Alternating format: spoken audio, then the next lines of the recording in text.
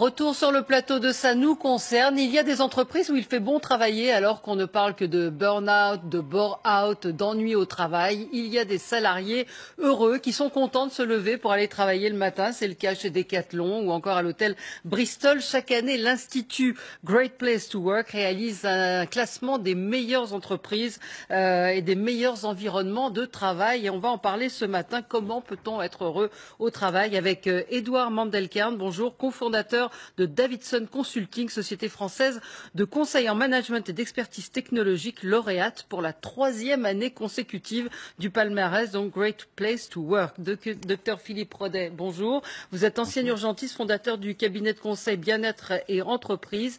Vous avez publié Le bonheur sans ordonnance aux éditions Erol, et Ghislain Grimm, directeur de l'innovation chez Collier International, spécialiste de l'immobilier d'entreprise. Avec vous, on va voir tout ce qui aujourd'hui se fait pour et qui prend en compte le bien-être des salariés. Alors, un exemple d'une entreprise où il fait bon travailler. Carole Venoy et Christian Barthès sont allés dans une entreprise où les salariés sont heureux. Regardez.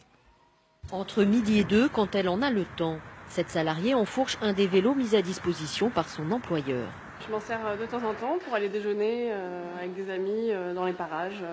Au siège du numéro 1 français des fabricants de produits bio, le bien-être des 400 employés, dont 2 tiers de femmes, est un point fort de l'entreprise. Distribution quotidienne de fruits bio, matériaux écologiques du sol au plafond ou encore nombreux patios paysagers. Bref, c'est un lieu où il fait bon travailler. Il y a de la verdure, il y a un petit peu d'eau, il y a des poissons.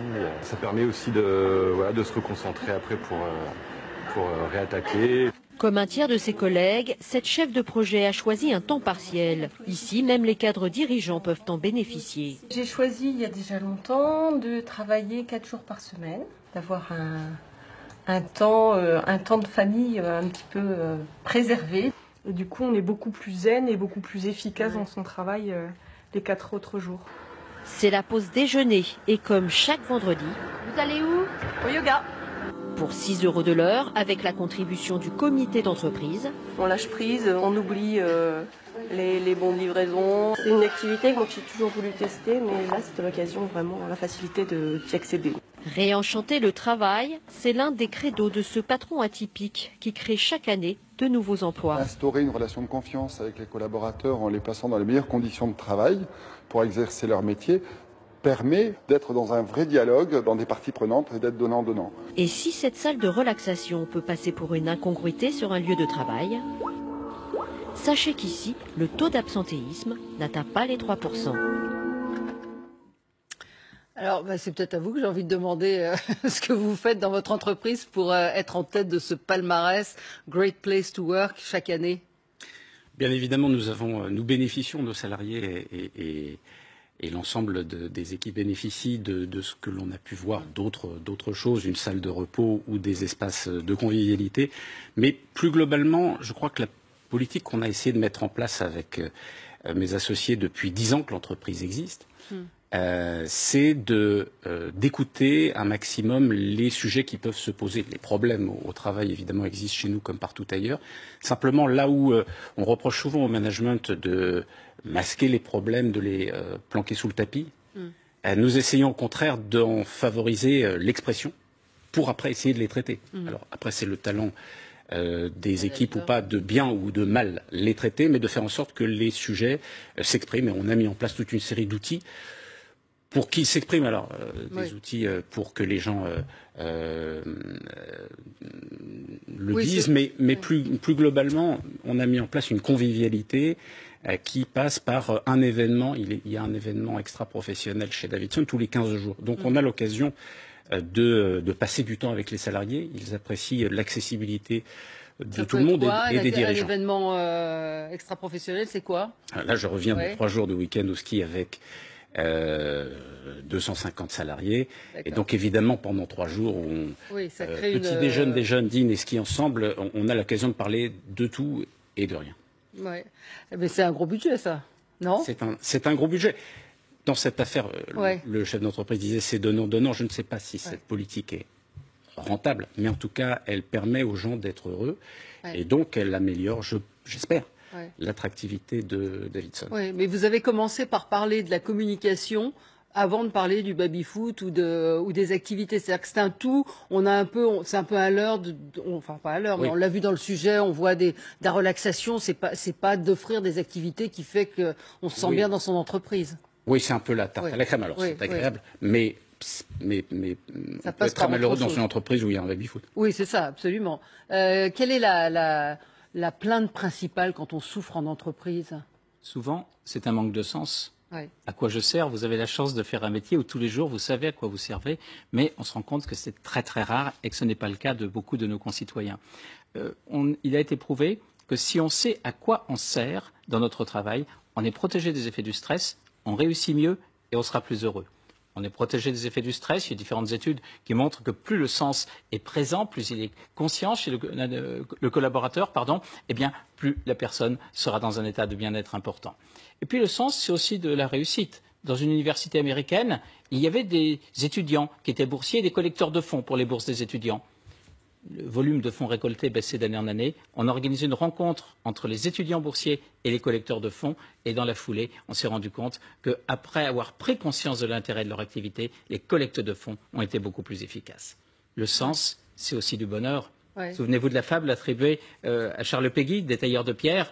Entre l'homme qui taille des pierres et l'homme qui contribue à bâtir des édifices, il y a le sens. Entre le labeur du tailleur de pierre et le bonheur de l'homme qui contribue à bâtir des édifices, il y a le sens. Je vous ai vu hocher la tête quand je parlais de tout ce qui est massage, relaxation. Ça ne suffit pas, évidemment, à rendre des salariés heureux. Notre métier, nous, c'est de conseiller les entreprises, justement, sur la localisation de leurs bureaux et l'aménagement. Et on a parfois à lutter, je dirais, contre l'idée du gadget qui... par un coup de baguette magique, rend l'entreprise heureuse. Donc le point de départ, il est bien, on l'a parlé, le lien social, le contrat social, mais l'environnement de travail est quand même un des critères les plus exigeants aujourd'hui chez les salariés. Le deuxième, dans la qualité de vie au travail, on parle de l'intérêt du job, le sens, et tout de suite derrière vient mon environnement de travail. La relation avec mes collègues, ce que met à disposition l'entreprise pour que je puisse atteindre mes objectifs, et vient simplement la rémunération en troisième position, donc c'est intéressant. C'est une tendance, je dirais, assez récente. Donc l'idée de dire, à partir du moment où le contrat social est bien posé, comment ensuite on accélère ces nouveaux modes de travail par un environnement qui va le favoriser.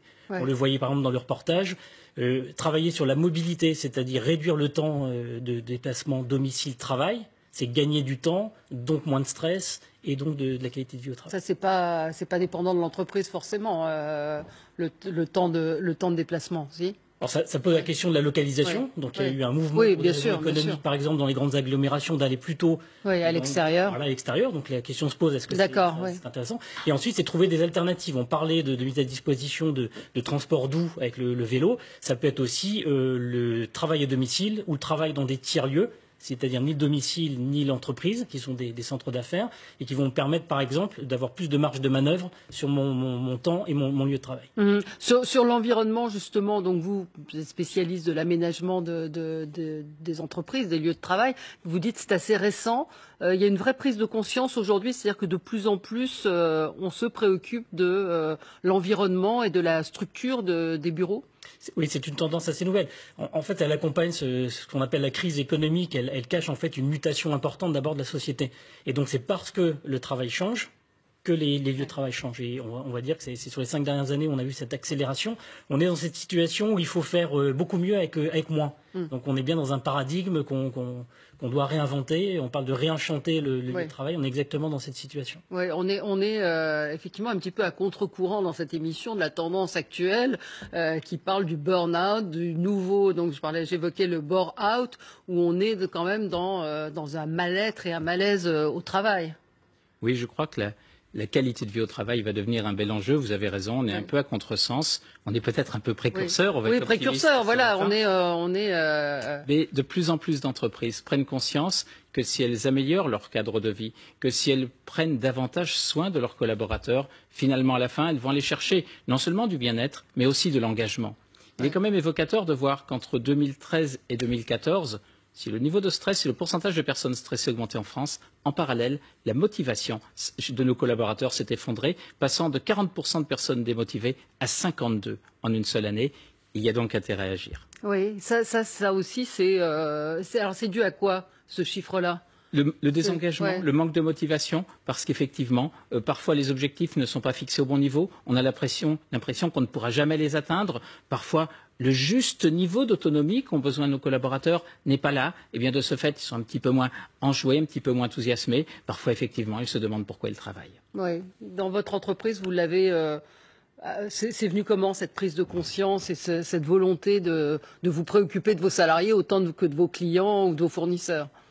Bon, nous avons créé cette entreprise il y a 11 ans avec mon associé Bertrand Bailly et d'autres, et nous avons pensé justement nous démarquer dans le conseil techno de la tendance générale qui était comme partout ailleurs, le client est roi. Nous sommes partis de l'idée inverse, c'est que le salarié, le consultant pour ce qui nous concerne, serait roi, et que donc en améliorant son bien-être, le respect qu'il a dans l'entreprise, le dialogue qu'il peut avoir direct avec nous, eh bien, il se sentirait mieux, il resterait plus longtemps chez nous et nous serions plus attractifs. Et le résultat, c'est que 10 ans ou 11 ans plus tard, eh bien, nous sommes passés de 0 à 1600 sans acheter aucune entreprise, sans faire de croissance externe, ce que aucun cabinet n'a jamais fait. Ouais. Donc c'est payant, c'est donnant, vous disiez, pour vous en tout cas ça a été efficace. Pour nous, ça a été efficace en termes de croissance. Ouais. Qu'est-ce qu'on vous réclame le plus quand vous allez à la rencontre d'une entreprise en ce qui concerne l'aménagement des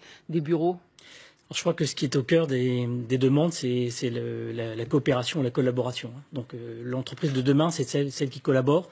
Elle collabore souvent de façon étendue. C'est pas simplement entre salariés, ça peut être entre salariés d'un groupe, ça peut être avec des parties prenantes, y compris quand on fait de l'innovation ouverte. On va avoir des sociétés partenaires ou des sociétés naissantes qu'on va vouloir accueillir en son sein et pouvoir collaborer de façon très étendue.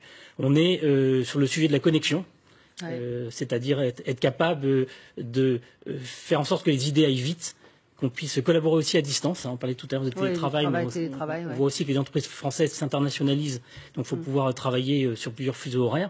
Donc on a la connexion, la collaboration et la convivialité, si on doit trouver le troisième C. La convivialité, on en a parlé, c'est parce qu'on sait que les salariés, dans une communication plus informelle, vont aussi, dans la majorité des cas, de toute façon, être en train de discuter des sujets de travail. Ouais. Donc les lieux aussi où il fait bon vivre, c'est ceux qui permettent cet échange informel et agréable. L'open space, c'est toujours la règle? Alors, on est passé d'un open space où, je dis en crise économique, on cherchait d'abord à économiser la surface de travail, à des open space intelligents dans lesquels on est plutôt à taille humaine, avec des équipes, donc des collectifs de travail. Et on n'est pas à l'idée de refermer les bureaux. Travailler seul, c'est juste un contresens. 50% de votre temps de travail est au minimum dans la collaboration, tout secteur d'activité confondu. Donc on va continuer à ouvrir les espaces, mais à recréer aussi ces lieux, je parlais de convivialité, qui sont des sortes d'interstices dans l'entreprise. On ne va pas être derrière son poste de travail, on ne va pas être dans une salle de réunion, on va être dans un lieu tiers.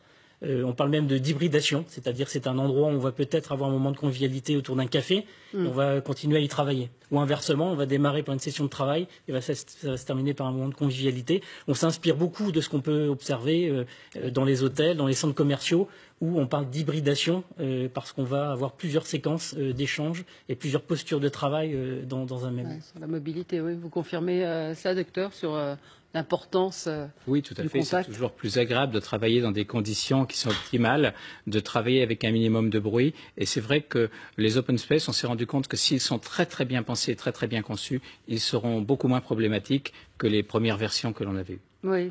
Est-ce que c'est la norme? Est-ce que c'est la tendance aujourd'hui des entreprises? Quand vous allez en entreprise, vous sentez que c'est vers cette tendance qu'on va aujourd'hui et qu'il y a une réelle préoccupation aujourd'hui de cet environnement de travail? Les entreprises dans lesquelles je vais intervenir sont des entreprises qui sont sensibles à la thématique que l'on aborde ce matin. Donc j'ai tendance à avoir une vision un peu faussée et à considérer que toutes les entreprises vont dans la bonne direction. Je sais que ce n'est pas le cas, mais ce qui est intéressant, c'est qu'il y a de plus en plus d'entreprises, y compris des grands groupes, qui ont décidé de se saisir de ces sujets. J'ai été touché de voir un groupe de plus de 300 000 collaborateurs en France et dans le monde décider en 2014 de faire de 2014 l'année de la bienveillance managériale. Bien, je trouve que c'est un signal très très fort qui est envoyé. Si certains grands groupes disent on peut aller dans cette voie, c'est parce qu'effectivement, ils ont fait le même constat que monsieur. Eh bien, à la fois, ce seront des collaborateurs qui seront plus engagés, des collaborateurs qui seront en meilleure santé, des collaborateurs qui seront plus heureux. Oui, parce que les salariés, à la base, aiment enfin, c'est Sophie de Monton qui a créé J'aime ma boîte. Ils aiment leur société, mais ils ont besoin d'être motivés. La motivation, c'est la principale, vous disiez, c'est la principale source de bonheur. Pour moi, oui. Et c'est d'ailleurs un petit peu vrai en dehors du travail, dans nos familles. Combien passons-nous de temps à encourager nos enfants? Combien passons-nous de temps à les féliciter sur l'excellente note qu'ils ont eue? Souvent un petit peu moins qu'avoir la note qui était beaucoup moins positive. Ouais. Il faut que, d'une manière générale, on sache davantage encourager. Il y a une étude qui a été menée au Canada qui a montré que si on encourage nos collaborateurs, on va diminuer le niveau de stress de 32% chez un homme, 44% chez une femme. N'en déduisez pas qu'il ne faut encourager que les femmes. Dans tous les cas, c'est extrêmement important. Elles sont plus sensibles, en tout cas. Elles sont plus efficaces, plus sensibles aux encouragements, effectivement. Et c'est lié à une hormone qu'elles ont en plus grande quantité dans leur organisme. Sur ce point, on est perdant d'avance. Voilà. Dans les entreprises, dans le palmarès, donc vous arrivez en tête, Davidson Consulting pour la 3e année, suivi par Mars France, Solucom, Decathlon, le Bristol Paris que je citais, McDonald's, c'est des grosses entreprises. Celles-ci ont plus de 500 salariés. PepsiCo, Valrhona, Leroy Merlin, SIA Partners, c'est des boîtes emblématiques, mais qui arrivent derrière vous tout de même. Oui, et ce sont des sociétés qui ont également un management, j'imagine, tel que monsieur l'a décrit, c'est-à-dire positif pour les salariés. Nous avons beaucoup moins de moyens pour notre part, mais effectivement, nous essayons d'appliquer une vieille théorie de management qui s'appelle le manager minute, qui consiste à attendre les gens au tournant, non pas comme l'expression usuelle, attendre les gens au tournant pour qu'ils fassent une bêtise et les sanctionner, mais l'inverse, c'est-à-dire attendre qu'ils fassent quelque chose de remarquable pour le leur dire. Donc, effectivement, comme le disait monsieur, ne pas hésiter à dire merci, à féliciter. C'est un peu le défi français. Oui, c'est ça, voilà. C'est pas trop l'esprit français. Parce qu'on a pris, c'est vrai, ce sujet-là souvent sur la prévention des risques psychosociaux, et il faut un plan là-dessus. Mais la façon positive de voir les choses, c'est comment on rend l'autonomie, la responsabilisation de l'équipe à des fins d'engagement. Il y a une étude récente faite par Steve Casey-Fop qui nous classe 17e sur 17 pays de grande économie sur l'engagement des salariés. Donc on voit bien aujourd'hui que le défi est grand et ces marges de manœuvre, faut les retrouver. Une nouvelle culture managériale pour une nouvelle façon de travailler. Mais comment ça peut se faire à la dimension de l'entreprise? Parce que vous évoquiez un souci de bienveillance de la part de la direction, et après, il faut que ça redescende aussi en strates, dans les strates en dessous. Donc c'est quoi? C'est dans le choix des managers, c'est l'impulsion qui est donnée par la direction qui doit changer? Vous avez tout à fait raison, c'est notre sujet actuel, puisque j'évoquais tout à l'heure la croissance qui est chaque année entre 20 et 40% chez Davidson. Donc le nombre de personnes en situation de management a considérablement augmenté, et on a besoin, nous, de diffuser nos pratiques. C'est pour ça qu'on les a écrites déjà. Non pas nous-mêmes, mais à plusieurs mains avec un certain nombre de salariés. C'est le Davidson Code que je vous invite à télécharger et qui est écrit, mais encore faut-il après l'appliquer, le faire appliquer. Le mettre, Et c'est pour ça que nous avons mis en place une école de management interne, la DAF School, et de façon à diffuser ces pratiques et à ce qu'il n'y ait pas de dérive. Vous pensez qu'on va y arriver à un management bienveillant? J'ai vu qu'il y avait une entreprise qui avait créé un responsable du bonheur dans son entreprise. Donc, oui, il y a eu des responsables bien-être, il y a des responsables du bonheur. Je crois que c'est un engagement fort du sommet de l'entreprise, de la direction générale, voire du président. Et cet engagement fort, à ce niveau, ce sont les conditions, effectivement, d'une meilleure qualité de vie au travail. On ira chercher, effectivement, certainement, jusqu'au bonheur. On ira chercher de la santé, du succès et du bonheur. Et là, c'est important de voir des grandes structures qui se lancent dans cette course actuellement parce qu'elles ont pris conscience que c'était l'une des clés, effectivement, de ces 3 paramètres. Eh bien, puissiez-vous être entendus par les managers qui nous regardent. Merci à tous les 3. À suivre le journal sur LCI.